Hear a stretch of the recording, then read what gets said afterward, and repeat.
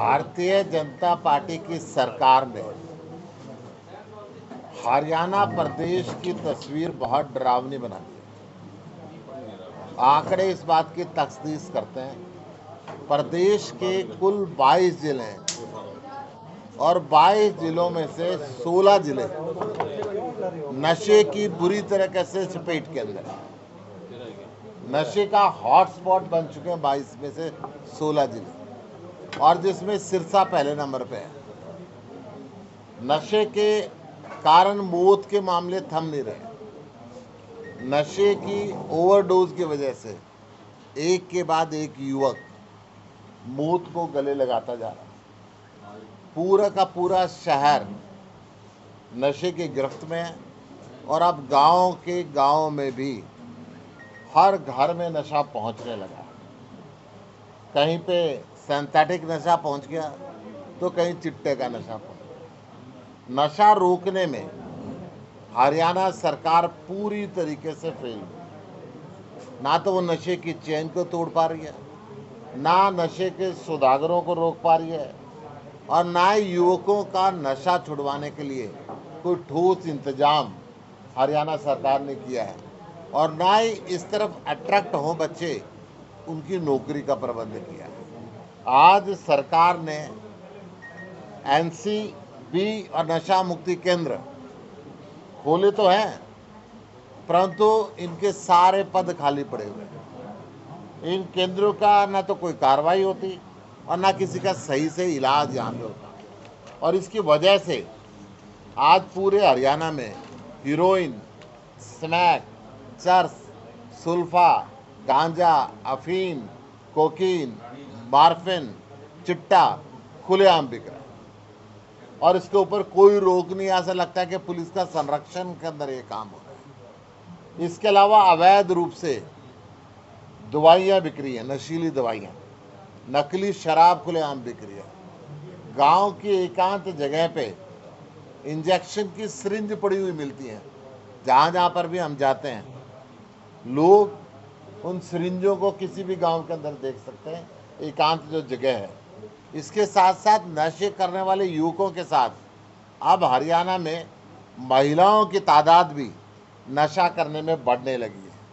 2021 के अंदर लगभग 95,863 नशा करने वाले लोग हॉस्पिटलों की ओपीडी के अंदर पहुंचे थे, जिसमें से 28,283 महिलाएं थी। 2022 और 2023-24 में इनकी संख्या में लगातार 100% की बढ़ोतरी हुई है। ये अपने आप के अंदर बहुत सीरियस बात है कि हरियाणा के अंदर 100% की दर से जो बढ़ोतरी हो रही है, ये नशे का कारोबार कहाँ पे जाके थमेगा। एनसीआरबी के मुताबिक 2014 से लेकर अब तक नशे की ओवरडोज की वजह से 500 से ज़्यादा मौत हुई है, और इन मरने वालों में 18 से 30 साल के बीच के उम्र के लोग हैं। हरियाणा की जड़ों में नशा फैलता जा रहा है, जिसकी जिम्मेदार पूरी तरीके से बीजेपी की सरकार है। नशा तस्करों पे शिकंजा कसने में जिस तरीके से बीजेपी फेल हुई है, ये अपने आप के अंदर एक डरावनी स्थिति को पैदा कर रही है। सरकार केवल फर्जी आंकड़े रखती है, जमीनी स्तर पे इसकी कोई सच्चाई नहीं होती। एनसीआरबी का डाटा बताता है कि हरियाणा में नशे की वजह से सुसाइड करने वाले, आत्महत्या करने वाले लोगों की संख्या इस देश में सबसे ज़्यादा है। प्रदेश के युवाओं को सरकार खत्म करने पे तुली है। ना तो इनको रोजगार दे पा रही है, ना नए उद्योग लगवा रही है ताकि रोजगार मिले। युवा डिप्रेशन में जा रहा है और नशे का सहारा ले रहा है। आज हमें पूरे प्रदेश में युवाओं को बचाने की ज़रूरत है। हमारी सरकार आते ही हम नशे पे चौतरफा वार करेंगे। जिस प्रकार से नशे की तस्करी को बंद करेंगे, नशे के तस्करों को बंद करेंगे, और जिन युवाओं को नशे की लत लग गई है उनके लिए इलाज का इंतज़ाम करेंगे और उनको रोज़गार का इंतज़ाम करेंगे ताकि वो नशे की तरफ अट्रैक्ट ना हो। हमने पंजाब में करके दिखाया, हम हरियाणा के अंदर भी करेंगे। मैं अगर सिरसा की बात करता हूँ, सिरसा के अंदर भी नशे बेचने वालों पे पुलिस कार्रवाई नहीं कर रही, इसकी एक घटना शिव चौक की है। शिव चौक पे वहाँ के लोकल निवासियों ने एक स्टिंग करा 4 दिन पहले, और स्टिंग करके नशा बेचने वालों को पकड़ा, और ये बात मीडिया के अंदर भी आई और पुलिस को भी उन्होंने सौंपा। अगर पुलिस कार्रवाई करती तो स्थानीय नागरिकों को खुद स्टिंग ना कराने पड़ते, खुद ये काम ना करना पड़ते। नशे के साथ साथ सिरसा के अंदर मेडिकल व्यवस्थाओं की बड़ी भारी कमी है। सिरसा के अंदर पीने का जो पानी है वो नहरी पानी की व्यवस्था नहीं है, जिसकी ज़मीन का पानी लेना पड़ता है, जिसकी वजह से कैंसर फैल रहा है, जिसकी वजह से पूरा का पूरा गांव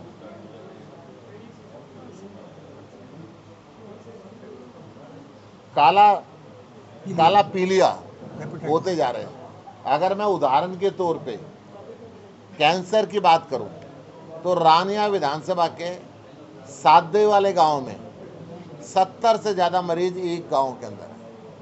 एक गांव के अंदर 70 से ज़्यादा कैंसर के मरीज होना और सरकार का वहाँ पे सो के ना उठना।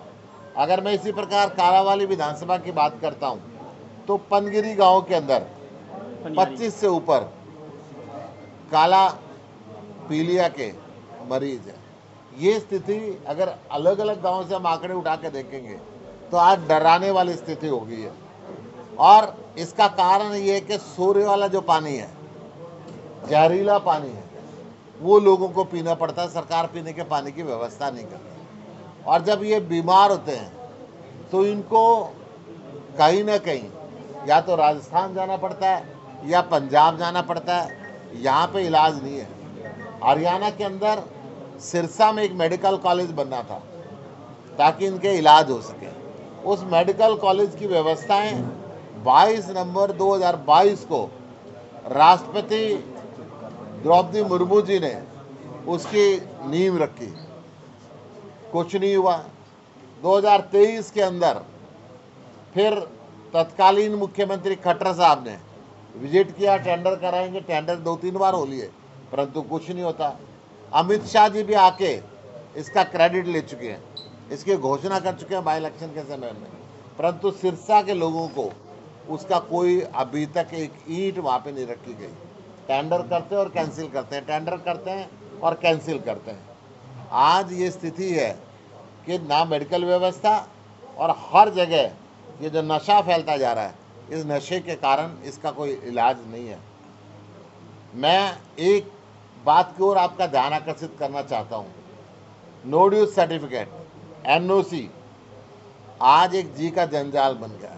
पोर्टल एक जी का जंजाल बन गया। रिश्वत का बाजार गर्म हो गया। पूरे हरियाणा के लोग, चाहे वो रजिस्ट्री कराना हो, चाहे वो बैंक की लिमिट बनवानी हो, चाहे कोई और हस्तांतरण करना हो, इस NDC पोर्टल और NOC के चक्कर में फंस के रह गए। केवल और केवल भ्रष्टाचार उसके अंदर है। आज किसान भी पोर्टल से परेशान है, आम शहरी भी पोर्टल से परेशान है। हमारी सरकार ने पंजाब में इस NDC को, NOC को ख़त्म किया है। हरियाणा के अंदर भी आम आदमी पार्टी की सरकार आएगी, हम इसको ख़त्म करेंगे। एक बात और मैं विशेष तौर पे बताना चाहता हूँ। मेरे को घनूर गांव के, चक्का गांव के, भूना गांव के लोग मिले। इन्होंने कहा जो 30-30, 40-40 साल से अपने मकान बना के ज़मीन पे रह रहे थे, जो शामला देह की ज़मीनें थी या पंचायती ज़मीनें थी, मकान अलॉटमेंट ना होने की वजह से, प्लाट ना होने की वजह से, परिवार बढ़ने के कारण वो ज़मीन पे बस गए। आज भारतीय जनता पार्टी की सरकार उनको तोड़ना चाह रही है, परंतु मेरी ये सख्त हिदायत भी है और मांग भी है कि पहले इनको अल्टरनेटिव व्यवस्थाएं दें, पहले इनको अल्टरनेटिव मकान दें। पहले हरियाणा के अंदर भी और देश के बाकी हिस्सों के अंदर भी गरीब व्यक्ति को मकान बना करते हैं। आज मोदी सरकार ने भी घोषणा करी कि हम मकान देंगे।